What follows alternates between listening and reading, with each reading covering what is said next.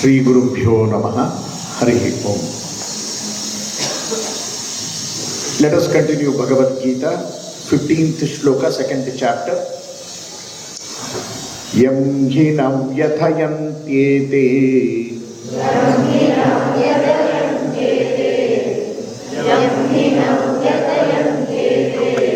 purusham purusharshava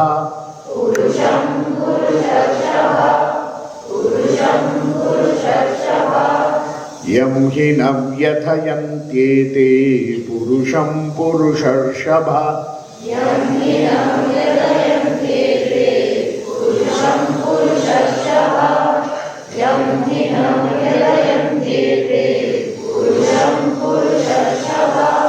Samadukha sukham dhiram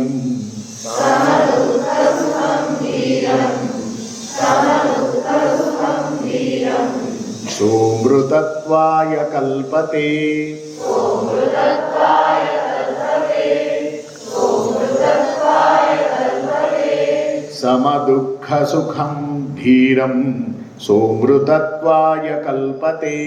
Samadukha sukham dhiram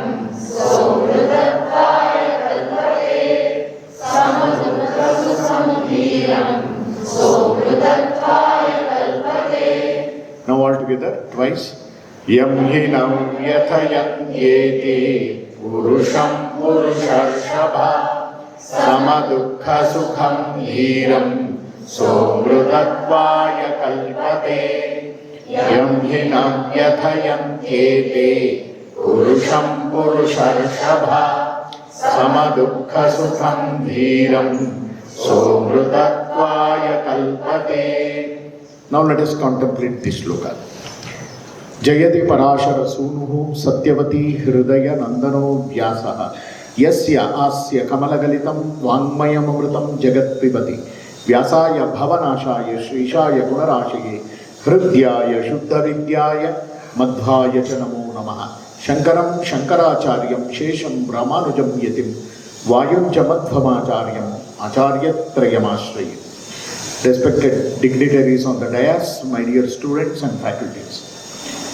So, to understand this shloka, we need to know the previous one. Because here the word yete has come. Those, yete means these. What these? If you don't know the previous meaning of the previous shloka contemplated, then you cannot understand what is this yete. Yam hi na vyathayanti yete purusham Purusharshava Samadukha sukham dhiram saha amrutatvaya kalpate. So these are the words. So which one? Yam hi na, the letter he here is it not very famous? The word hakara is used in Sanskrita as, is it not obvious? Is it not very famous? Those things which are not going to bother, those means what? What are those? Matra sparsha. If you have not understood what is matra sparsha, shita, ushna, sukha, dukkha, all these, how they are, if they are not going to bother those people who are not bothered, yam hi na vyathayanti ete. Purusham, here Purusha, here is mostly misunderstood here. Many people think that Purusha means only male-dominated society. So Krishna is telling to only male people here. No, Purusha here means Pure Sheti. One who is there inside this, the Jiva. Sadhaka Jiva is called as Purusha. Not only males are directed here. That means moksha is for only males, not females? No. That was the Kala. One Kala was there.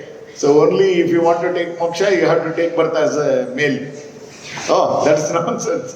No, it cannot be like that at all. So that is not the intention here. Purusham. Hey, Purusha means that Gnani, that Sadhaka Jiva, which is doing sadhana in this Sharira, Pure, in this Pura.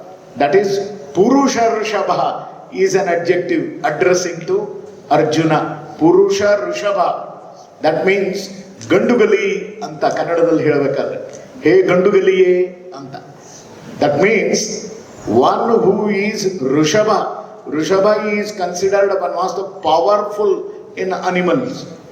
So Purusha Rishabha, among all the Purushas, you are like a Rishabha. That means you are not an ordinary man. Oh Arjuna, you are not an ordinary common man here who is coming here to fight. You are a specially categorized personality which you only don't know. That Krishna is making him realize what you are. Like Hanuman, how he was not even knowing that he can leap the Samudra. Okay, some people had to make him remember, hey, you have so much of power, you yourself don't know. So like that, Arjuna is having that power, but he is not knowing himself. That is why Purusha Rishabha is an adjective. Yam khinam yatayantyete, all these matras sparsha, all these indriya sukhas and the derivative of this indriya sukha, indriya dukkha, everything. Shita, Ushna, Sukha, Dukkha, everything. So that which is very common and it is anitya, it is. Sukha is also anitya, Dukkha is also anitya, we saw yesterday. Is it not? Anitya, it is not permanent. Sukhasyanantaram dukkham, dukkhasyanantaram sukham, chakravat parivartate, sukhanicha, dukkhanicha. Mahabharata shloka this is. Vedavyasa says. So nothing is permanent. If you are experiencing sukha in your life, think that next is dukkha going to come. If you are experiencing dukkha, that is also not permanent. Next is sukha. So get ready for everything. So that is why you need to tam titikshasva. Sahaneyannu belasiko. What a beautiful word. A sahana sheela shakti. To experience both sukha and dukkha in our life. Only that person who has tolerated both sukha and dukkha in his life, only he is eligible for what? Sama dukkha sukham dhiram. He is only dhira. Dhira means courageous, but there is a beautiful meaning here, dhira. Dhiya yaha ramate. That means knowledge, one who feels that happiness, one who feels that santosha, sukha in knowledge, he is really dhira. Is it not a beautiful meaning here? Dhiya yaha ramate. So that means ಜ್ಞಾನದಲ್ಲೇ ಸಂತೋಷವನ್ನು ಕಾಣುವವನು, ಜ್ಞಾನದಲ್ಲೇ ಅತ್ಯಂತ ಸುಖವನ್ನು ಕಾಣುವವನು, ಅವನೇ ನಿಜವಾಗಿಯೂ ಧೀರ. So that means we are all supposed to have that knowledge, pure Shuddha Gnana. So that is why that you are the real dhira, and that dhira, sama dukkha sukham, he will definitely have that balance of both happiness and sorrow, shita, ushna, sukha, dukkha, matra, sparsha, everything. And only he is eligible. Saha amrutatva yakalpate, he is only eligible. He is only eligible for that amrutatva. Savillada tana, save illada tana, adu amrutatva. Antha amrutatvakke neenu bhajanaragtiya. You are going to be eligible to that state when these things matra sparsha are not going to bother you. Is it not famous that he will be eligible for amrutatva? Yes, this is the gist of this shloka, and the next shloka is very, very important, and that is also listened tomorrow. Further, the speaker will give you the meaning of that shloka. Till then, Hari Om Tat Sat.